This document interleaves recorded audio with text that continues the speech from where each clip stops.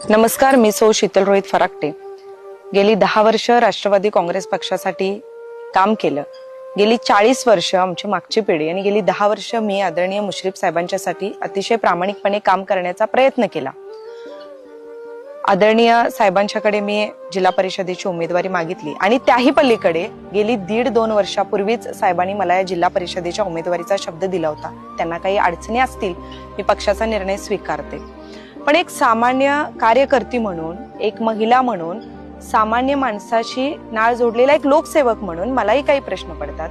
गेली अनेक वर्ष आम्ही आदरणीय मुश्रीफ साहेबांचा प्रचार केला, साहेबांची भूमिका ठामपणे मांडण्याचा प्रयत्न केला। विरोधकांच्यावर विधान करणं असेल किंवा आपल्या नेत्यावर आलेल्या अडचणीत सुद्धा अगदी ठामपणे उभं राहण्याचा मी आजपर्यंत प्रयत्न केला। मी कधी माझा संसार, पोरं बाळाशी कारणं देत बसले नाही। याही पलीकडे जाऊन साहेबांच्या प्रती, आपल्या नेत्याप्रती निष्ठा जपण्याचा प्रयत्न केला।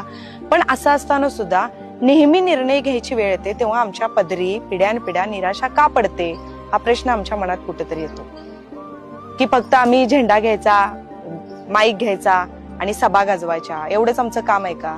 सर्वसामान्यांच्या पर्यंत पोहोचून काम करण्यासाठी आम्हाला नेते मंडळी कधीच कुठला स्थान देणार नाहीत का? हा प्रश्न आमच्या मनामध्ये येत असताना आज या ठिकाणी या माध्यमातून मी सांगू इच्छिते की माझी लढाई कुणाच्याही विरोधात नाही, पण माझी सगळी सर्वसामान्य जनता असेल, माझा युवक युवती वर्ग असेल, शेतकरी वर्ग असेल, वंचित बहुजन समाज असेल, माझ्या माय माऊली सगळ्या असतील, त्यांच्यासाठी काम करण्यासाठी आणि एक विकासात्मक धोरण त्यांच्यासमोर घेऊन जाण्यासाठी आज या ठिकाणी जिल्हा परिषदेची ही निवडणूक मी स्वतंत्रपणे लढण्याचा निर्णय घेतलेला आहे।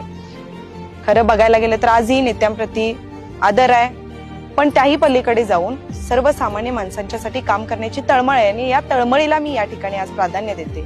धन्यवाद।